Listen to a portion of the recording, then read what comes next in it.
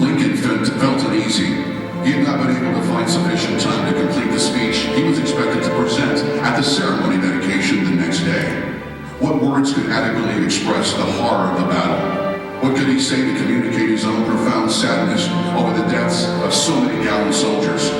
What comments could possibly convey the somber appreciation of a grateful nation for their sacrifice? What tender words could he offer to comfort the hearts of grieving loved ones, so many mothers, fathers, wives, daughters, and sons?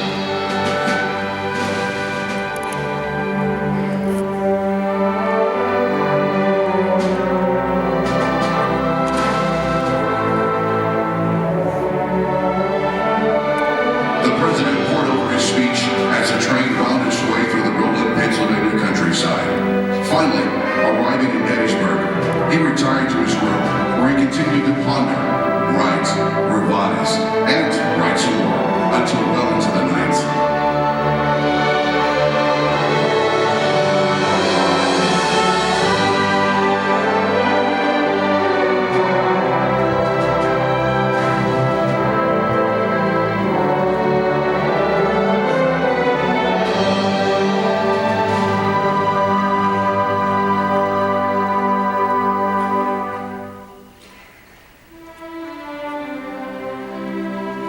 After breakfast the next morning, Lincoln made his final revisions, carefully folded the speech, and gently placed it in his coat pocket, accompanied by 9 governors, 3 cabinet officials, various members of Congress, foreign diplomats, and military officials.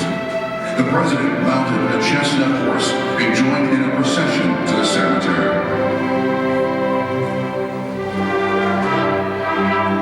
One of the residents who lined the parade route remarked that Lincoln bowed with a modest smile and an uncovered head to the throng of women, men, and children that greeted him from the doors and windows of the town.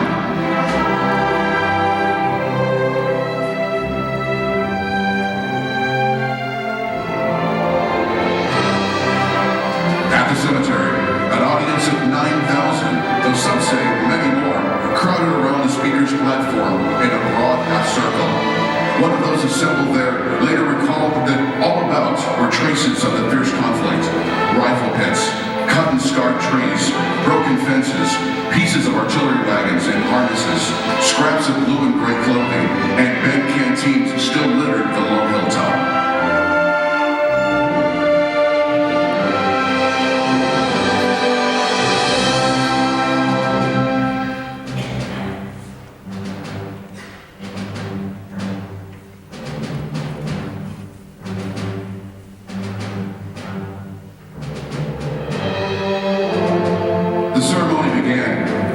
Chaplain Thomas Stockton offered an invocation. Edward Everett, former governor of Massachusetts and one of the nation's most famous orators, presented an eloquent address that lasted over 2 hours. Abraham Lincoln arose, shook Everett's hand, and removed the papers from his coat. He put on his wire spectacles and turned to the anxious throng before him.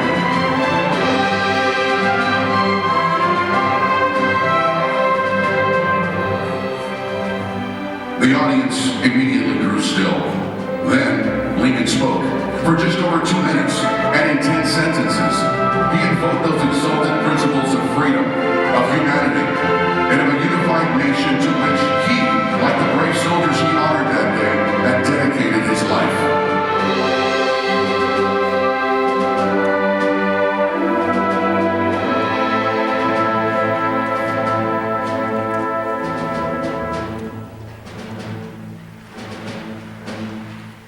And these are the words he spoke. These are the words that Abraham Lincoln spoke that day at Gettysburg. 407 years ago, our fathers brought forth on this continent a new nation conceived of liberty and dedicated to the proposition that all men are created equal. Now, we are engaged in a great civil war, testing whether that nation or any nation so conceived and so dedicated can long endure. We are met on a great battlefield of that war. We have come to dedicate a portion of that field as a final resting place for those who here gave their lives that that nation might live. It is altogether fitting and proper that we should do this. But in a larger sense, we cannot dedicate, we cannot consecrate, we cannot hallow this ground. The brave men, living and dead, who struggled here have consecrated it far above our poor power to add or detract. The world will no doubt nor will remember what we say here, but it can never forget what they did here. It is for us, the living, rather, to be dedicated